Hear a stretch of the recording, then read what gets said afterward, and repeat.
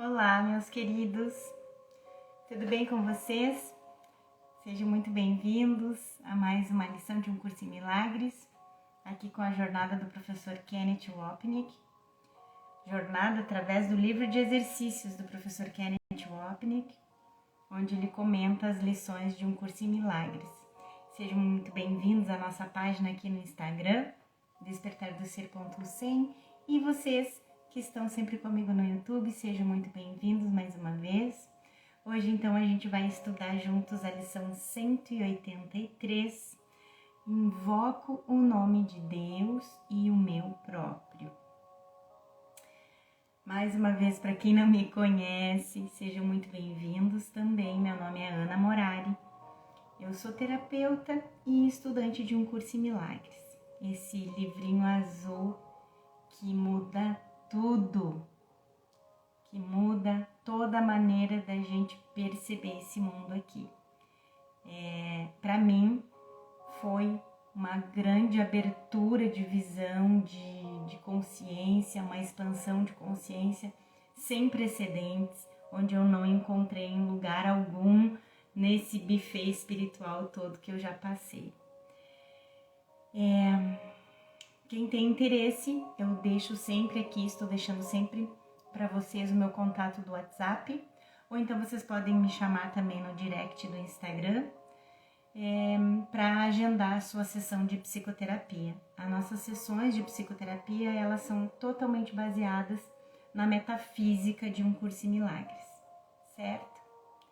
Então, gente, para quem já sabe, está sempre aqui comigo, a gente vai fazer aquele nosso momentinho de entrega, onde a gente relaxa, faz uma respiração mais profunda, para baixar a frequência dos pensamentos, abafar a tagarelice mental.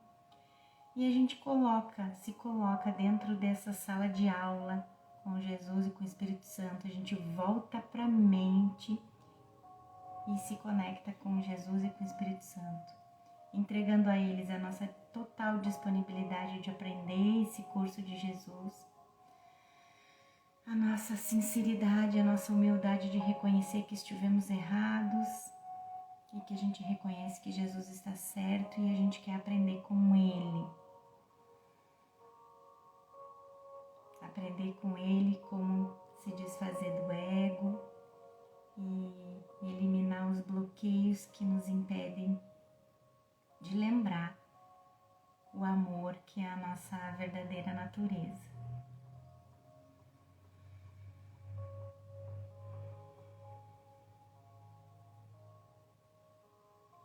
E hoje a lição promete.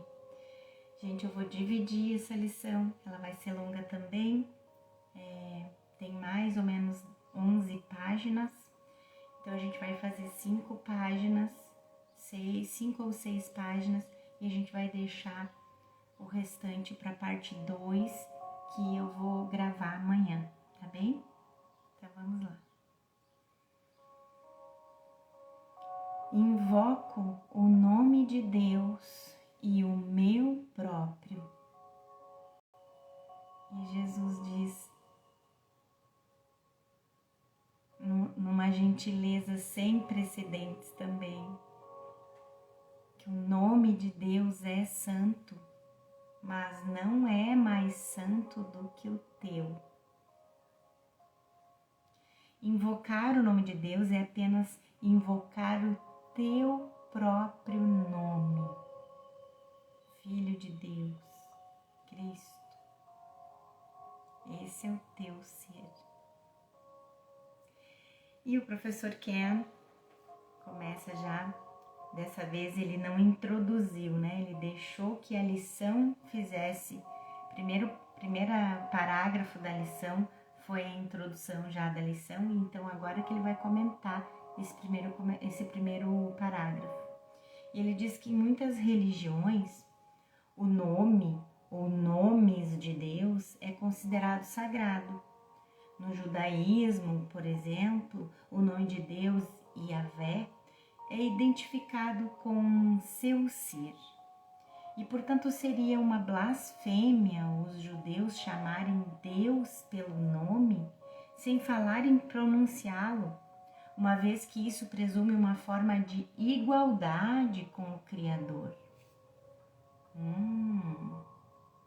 Essa separação entre Deus e o homem, portanto, é considerada sacrossanta, simbolizada pelo solidel recebido pelos homens judeus. Bom, quem é judeus pode entender melhor o que é o solidel.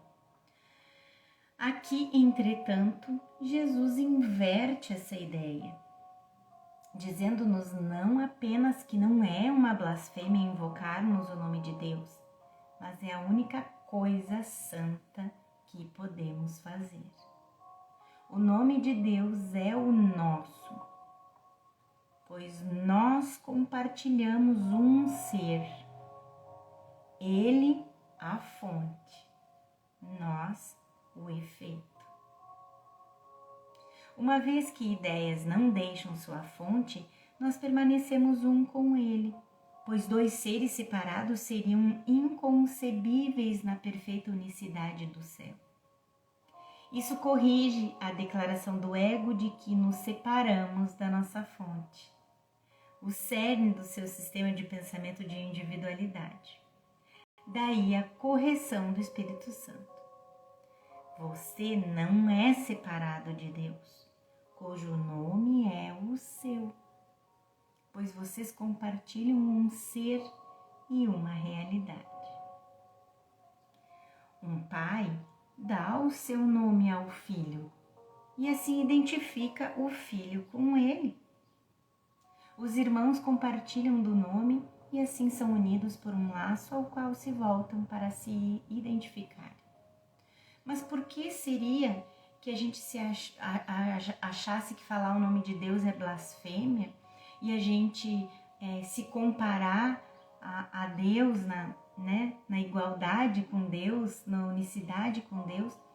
Claro que a gente acharia isso uma blasfêmia, porque o que o ego nos contou é que a gente não é digno de Deus, não é digno do seu amor, porque somos pecadores. Não somos dignos nem do amor, nem do perdão, não é verdade? É isso que nos fazem pensar, desde sempre, que a gente está muito abaixo de Deus. Na verdade, estamos em igualdade, apenas no sentido de que Deus é a fonte e nós somos o efeito. Isso que Jesus está falando aqui. Jesus usa a família nuclear como um símbolo da família de Deus. E Jesus volta dizendo: o nome do teu pai te lembra quem és, mesmo num mundo que não conheces, mesmo que não te lembres disso, mesmo que a gente tenha perdido a memória. Mais uma vez, faz de conta que a gente saiu de casa porque perdeu a memória, se perdeu, não sabe mais de que família a gente pertence. Só que o pai não esquece do filho. O filho pode esquecer, mas o pai não esquece. Então, no céu, não nos lembramos do nome de Deus. Nós somos o nome de Deus. Nós somos. Jesus, portanto, fala de uma correção dentro da ilusão. O ser que esqueceu de Deus precisa de um sistema de pensamento de fora do sonho para lembrá-lo de quem é. É aí que entra a nossa mente certa, que está fora do tempo e espaço. A nossa mente unificada com o Espírito Santo. Essa mente, só ela que pode nos lembrar de quem a gente é. Não é esse ego, Ana, se eu rezar muito, se eu repetir muitos mantras, se eu fizer sacrifícios, se eu for muito dedicada a alguma religião. Então, eu vou poder lembrar de Deus, eu vou poder... Não, porque isso tudo é feito a partir do ego, a partir daquela da nossa mente racional, cognitiva, intelectual. A mente intelectual não tem poder de corrigir nada, é só a nossa mente fora do tempo e espaço que faz isso. certo?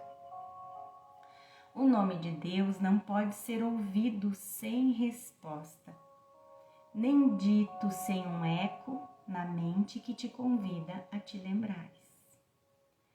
Vamos ver, conforme passamos por essa lição, que Jesus não está falando sobre encantamentos mágicos, fórmulas ritualistas ou orações vazias, mas o processo de escolhermos o sistema de pensamento de perdão do Espírito Santo. É isso, quando a gente vai para o tomador de decisões que escolhe que professor ouvir. É essa mente que vai fazer com que a gente lembre de casa, que a gente lembre de Deus, que a gente lembre de nós mesmos.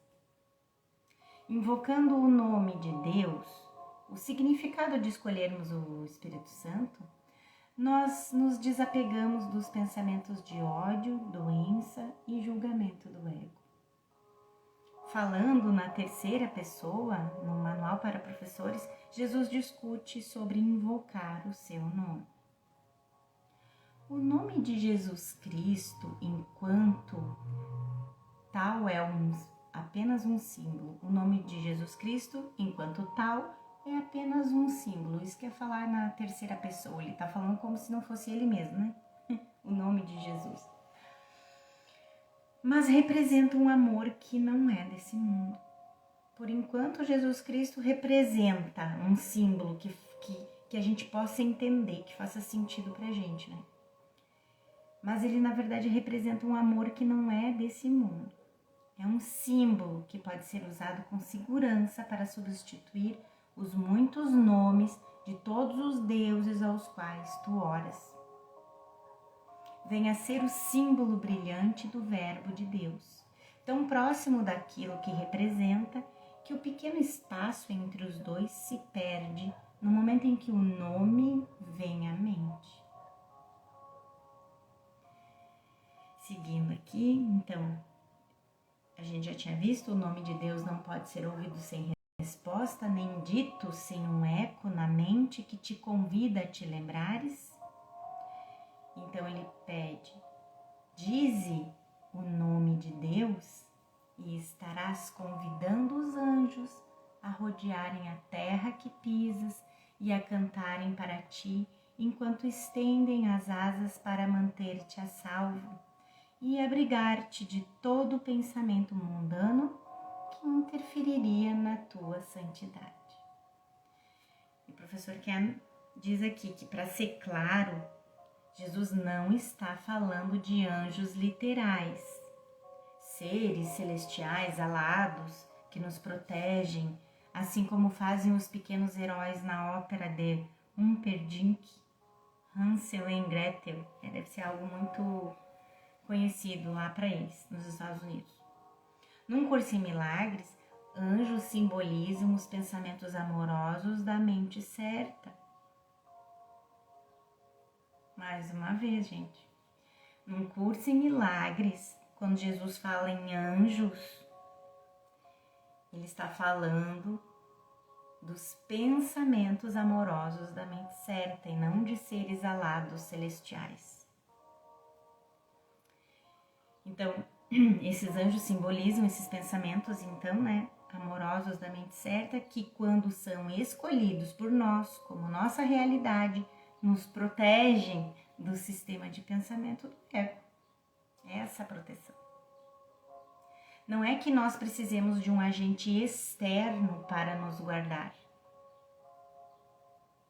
De novo, lembra que na outra lição até comentei com vocês que muitas religiões falam isso, ou filosofias, como a budista, por exemplo, que fala realmente que Deus não está em nenhum lugar lá fora, mas em nós, né? Então a gente não precisa de um agente externo para nos guardar, pois se esse fosse o caso, Deus teria que acreditar que nossas ilusões eram verdadeiras e danosas a nós, portanto, requerendo proteção, como se realmente essas ilusões tivessem se tornado reais. Mas continuam não passando de sonho. Esses símbolos nos ajudam a perceber que nossa proteção vem de fazermos a escolha certa. Lembre-se dessa breve passagem que fala dos anjos de perdão, lá no capítulo 26. Em torno de ti, anjos pairam amorosamente para manter distantes todos os pensamentos escuros de pecado e manter a luz aonde ela penetrou. As marcas dos teus passos iluminam o mundo, pois onde caminhas, o perdão vai alegremente contigo. Então fica bem claro para a gente nessa passagem que esses anjos que pairam amorosamente para manter distantes todos os pensamentos escuros de pecado e manter a luz onde ela penetrou, dá bem para a gente ver que é os pensamentos da mente certa que nos protegem dos pensamentos do ego. E outros dos pequenos poemas da Ellen, eles esperam, descreve a paciência amorosa dos anjos, né? Mas descreve a paciência amorosa da nossa mente certa, querer voltar para casa, né? E diz, esse poema da Ellen: eu não conheço sua voz, e o que ouvi não compreendo. Havia um verbo no qual estava tudo. No entanto, tudo o que encontrei, em sua imensidão, foi apenas o som da discussão sem significado. Passei por milhares de anjos que esperavam. E conforme corria ao longo de desvios vãos, não vi os anfitriões da santidade me rodeando. No entanto, certamente vou voltar, pois você prometeu que, não importando o que eu possa fazer, os anjos, os anfitriões santos, vão esperar. O verbo vai parar sobre mim até ser ouvido. Até eu decidir pela mente certa, né? Repete o nome de Deus e todo o mundo responde, deixando de lado as ilusões. Todo mundo responde porque existe apenas um mundo na mente do Filho único de Deus. Quando eu identifico o nome de Deus como meu próprio, me lembro de que sou esse Filho. Nesse instante santo, estou fora do sonho e o mundo de separação é curado e desfeito. Todos os sonhos que o mundo valoriza desaparecem subitamente, e onde pareciam estar, achas uma estrela, um milagre de graça. No curso, uma estrela simboliza Cristo ou nossa lembrança da mente certa sobre Ele. E perto do final do capítulo 15, o professor Ken fala aqui, estão essas linhas que conhecemos muito bem. O sinal de Cristo é uma estrela, uma luz na escuridão. Elas são um lembrete de que a luz da verdade ainda pode ser refletida em um mundo de escuridão. Lembre-se dessa segunda estrofe do poema de Ellen, A Segunda Oportunidade, que utiliza lindamente o símbolo da estrela para significar o fim do ódio e a lembrança do amor. E ela diz: os olhos de Cristo olharam firmemente para mim, como se ele não visse o meu ódio secreto. Eu o abracei apertado e o escondi no meu coração, e ainda mantenho escondido o seu amor. Até que um dia meus olhos o encontraram, e então meus dedos se abriram e também o meu coração. E quando olhei para longe, uma estrela estava em minha direção. Opa, me confundi. Olhei para longe, uma estrela estava em minha mão, outra em meu coração. Eu ouvi e sua voz disse silenciosamente para mim: agora vá e não odeie mais. E eu disse: que assim seja.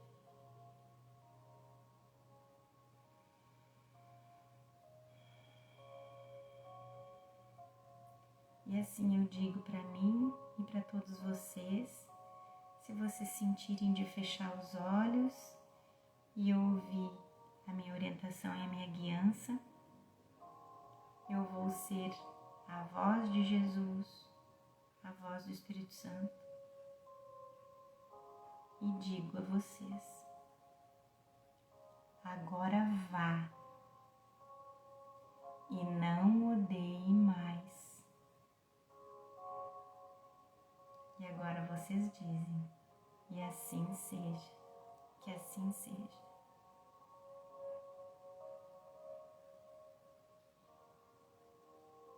É muito bom a gente fazer essas práticas aqui juntos, né? Os enfermos, vamos continuar na lição, eu volto lá para não ficar perdido. Então, todos os sonhos, na lição, né? Jesus falando, todos os sonhos que o mundo valoriza desaparecem subitamente, e onde precisam estar, achas uma estrela, um milagre de graça. Os enfermos se levantam, curados de seus pensamentos doentios. Os cegos podem ver, os surdos podem ouvir. Essa passagem, vamos ver o que o professor Ken vai explicar aqui. Essa passagem é retirada das famosas declarações de Isaías, que foram usadas no Novo Testamento, como sinais da vinda do reino. Num curso em milagres, no entanto, Jesus não quer dizer isso literalmente em termos do fim dos sintomas físicos, mas como o fim do sistema de pensamento ilusório que nós fizemos. Mais uma vez, um curso em milagres não é um curso de comportamento, de forma, e sim um curso para a mente, né? Então, o que um curso em milagres está querendo dizer? Os enfermos se levantam, curados de seus pensamentos doentios. Os cegos podem ver, os surdos podem ouvir. O que ele está dizendo é que vai chegar o fim do pensamento ilusório que nós fizemos, que fez surgir a ilusão da doença. É na fonte, é na causa. Direto na causa, não no efeito. E assim, Jesus diz no início do texto, né, lá no capítulo 1, milagres fazem com que sejas capaz de curar os doentes e ressuscitar os mortos, porque tu mesmo fizeste a doença e a morte. Podes, portanto, abolir ambos. Tu és um milagre, capaz de criar como o teu Criador. Tudo mais é o teu próprio pesadelo e não existe. Somente as criações da luz são reais. Ai, que o Espírito Santo nos ajude, né, gente? A parar de fazer mais pesadelos e mais imagens de doença, dor e morte e sofrimento. É para isso que a gente pratica, né? Esse adorável encerramento, a canção esquecida, retrata o fim da cegueira e a restauração à nossa consciência da visão do Filho não separado de Deus. Capítulo 21. E agora os cegos podem ver, pois a mesma canção que cantam em honra ao seu Criador glorifica também a eles. A cegueira que fizeram não será capaz de resistir à memória dessa canção. E contemplarão a visão do Filho de Deus, lembrando-se quem é aquele a respeito do qual estão cantando. O que é um milagre, senão essa lembrança? E existe alguém em quem essa memória não esteja? A luz em um só desperta a luz em todos. Porque somos uma mente só. E quando a vês em teu irmão, tu estás te lembrando por todos. Os pesarosos se desfazem das suas lamentações e as lágrimas de dor secam quando o riso feliz vem para abençoar o mundo. E o professor Ken convida então para a gente voltar a esse tema do riso, que também tem referências bíblicas. Ele vai engolir a morte em vitória, e o Senhor Deus vai secar todas as lágrimas de todas as faces. Isaías. E a outra passagem. E Deus vai secar todas as lágrimas de seus olhos, e não haverá morte, nem pesar, nem choro, nem deverá haver qualquer dor mais, pois as coisas antigas passaram. E essa é uma passagem de revelação. Essas são as lágrimas felizes do perdão que desfazem a dor da nossa culpa e medo. E nós gentilmente rimos conforme ela passa. Repete o nome de Deus e nomes pequenos perdem o significado. Os nomes pequenos, como os vamos ver na próxima lição, são nossos relacionamentos especiais.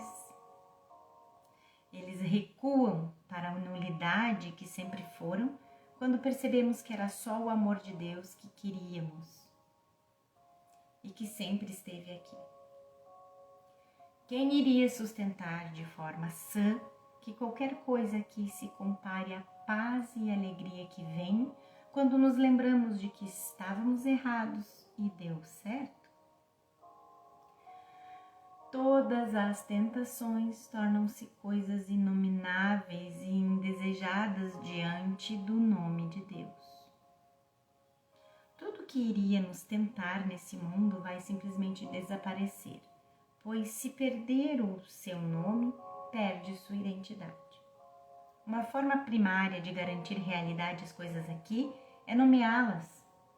Outro tema importante a ser desenvolvido na próxima lição. A tentação é a crença em que somos um corpo. Essa é a tentação. A tentação de continuar com a crença de que somos um corpo, de que temos um nome, um papel na sociedade, pais e mães, maridos, esposas, chefes, enfim. Todo esse especialismo, esse relacionamento especial com nós mesmos e com os outros.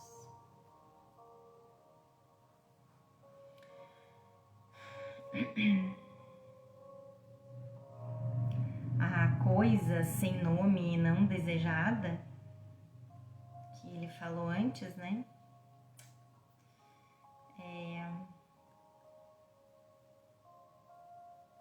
Que escolhemos para substituir o ser glorioso que Deus criou.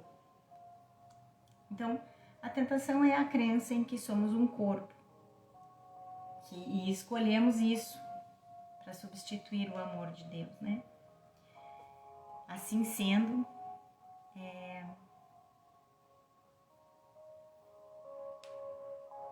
o professor Ken de novo coloca essas passagens, mas eu acredito ser importante aqui nesse momento, senão ele não colocaria. As duas passagens são do capítulo 31. Assim sendo, sê vigilante contra a tentação, lembrando-te de que não passa de um desejo insano e sem significado de fazer de ti mesmo uma coisa que não és. E pense igualmente nessa coisa que serias em vez disso. É algo feito de loucura, dor e morte, sem nenhuma esperança remanescente, a não ser morrer e terminar o sonho de medo. É isso que é a tentação, nada mais do que isso.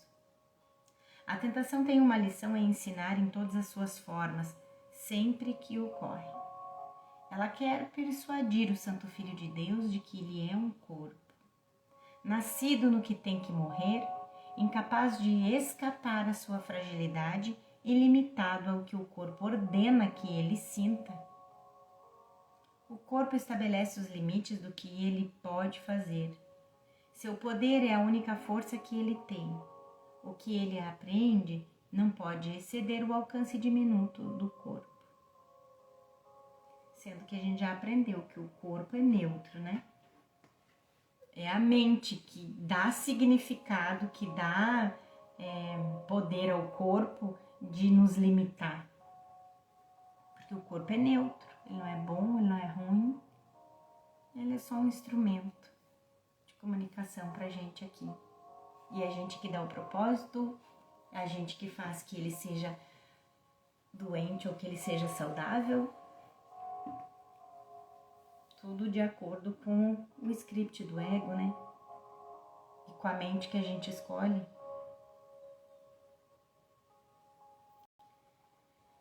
Sabe que esse final de semana, gente, assim, hoje eu tô um pouco mais reflexiva, né? Esse final de semana me veio isso na mente, sabe? Não é que a gente tenha, tudo já aconteceu e a gente então não tem nada que fazer, não adianta a gente, não adiantava a gente fazer nada, porque tudo já aconteceu, o script já foi escrito, e eu senti algo que não é bem assim. Eu senti que o Espírito Santo, se a gente entregar para o Espírito Santo corrigir os nossos pensamentos, tudo pode ser reescrito. Eu senti isso, sabe? Porque vamos dizer assim, se a gente escolhe o professor errado, o professor do pecado, da culpa e do medo, ele tem um script certinho para ti, prontinho, né?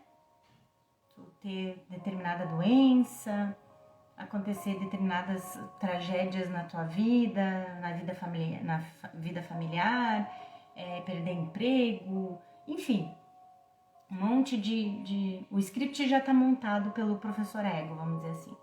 Mas se a gente escolhe pelo perdão, se a gente escolhe pelo professor certo, a gente tem muito mais possibilidade de poder fazer uma nova escolha também.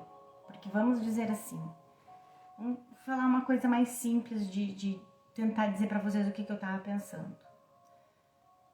Se eu for ouvir o professor ego, eu vou fazer de tudo que causa que inconscientemente eu acho que se eu comer tal coisa, se eu beber tal coisa, eu vou ficar doente. Porque a questão é punição, né? O sistema de pecado, culpa e medo do ego é totalmente no sacrifício, na punição, na autopunição. Então, inconscientemente, eu acabo naquele círculo vicioso de hábitos alimentares e comportamentos que me levam a perder saúde, a desenvolver doenças. Mas se eu estou ouvindo o professor certo, muito provavelmente na forma eu vou ser orientada a sair daquele círculo vicioso daqueles alimentos que me fazem mal. Se eu já sei que determinado alimento me faz mal, me causa mal-estar, me deixa sem energia, se eu sei que determinada bebida me faz mal, se eu estou sendo orientada, se eu me deixo ser orientada pelo professor certo, muito provavelmente eu não vou consumir isso. E se na minha crença, no inconsciente lá, quem não consome aquilo tem mais saúde, o meu corpo vai seguir o que a minha mente estabeleceu. Então, tem sim como a gente pegar seguir o script do Espírito Santo para nós e não o script do ego. Fez sentido aí para vocês? Bom, qualquer dúvida me deixe aí nos comentários que a gente troca umas ideias, tá bom? Repete o seu nome e vê quão facilmente esquecerás os nomes de todos os deuses que valorizas. Eles perderam o nome de Deus que tu lhes deste. Tornam-se anônimos e sem valor para ti. Embora antes de deixar que o nome de Deus substituísse os teus pequenos nomes, tenhas permanecido perante eles em adoração, chamando-os de deuses. A substituição que a gente fez, né? Trazer nossos nomes ao nome de Deus envolve consciência de que nosso especialismo traz dor, não felicidade. Essa consciência nos motiva a nos voltarmos para a verdadeira fonte da felicidade, o pensamento de expiação em nossas mentes. Jesus mantém essa correção para nós dizendo: afaste-se do que não tem valor e deixe-me ensiná-lo a ausência de valor de cada coisa no mundo. Em vez disso, volte-se para a única coisa que tem valor. Ficar fora do sonho comigo e olhar para os pequenos nomes dos ídolos de especialismo do ego. Assim, ele nos ensina no texto, capítulo 29. Todos os ídolos desse mundo foram feitos para manter a verdade dentro de ti, afastada do teu conhecimento, e para manter a aliança com o sonho, segundo o qual tens que achar o que está fora de ti mesmo para seres completo e feliz.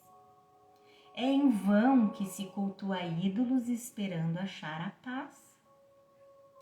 Deus habita dentro de ti e a tua completeza está nele. Nenhum ídolo toma o seu lugar. Não olhes para ídolos, não busques fora de ti mesmo. Repete o nome de Deus e invocas o teu ser, cujo nome é o seu. Repete o seu nome e todas as diminutas coisas sem nome da terra entram rapidamente em perspectiva certa. A perspectiva certa é ver o mundo como uma sala de aula. Não sou solicitado a liberar tudo, mas simplesmente a mudar a minha perspectiva, a mudança da figura torturada de que já falamos. Fazer essa mudança significa que o mundo não é mais algo que eu desejo ou que quero evitar, mas uma sala de aula na qual escolho um professor diferente que vai me ajudar de forma mais apropriada a perceber melhor as pequenas coisas de Deus. Como o pequeno poema de Ellen, do mesmo nome, ternamente expressa a visão inocente que vem quando deixamos de lado as diminutas coisas da percepção sem nome na terra. E ela diz: jardins são repletos das pequenas coisas de Deus, que cantam e gorjeiam em uma voz diminuta. E brilham em cada folha por toda a grama. Elas brilham a cada manhã e resplandecem à noite. E durante a luz do dia, sopram e zumbem e se reviram, movendo-se entre as flores conforme vivem suas pequenas vidas e depois desaparecem. Movendo-se entre as flores conforme vivem suas pequenas vidas e depois desaparecem. No entanto, quando entrarem na eternidade, serão parte de Deus junto comigo.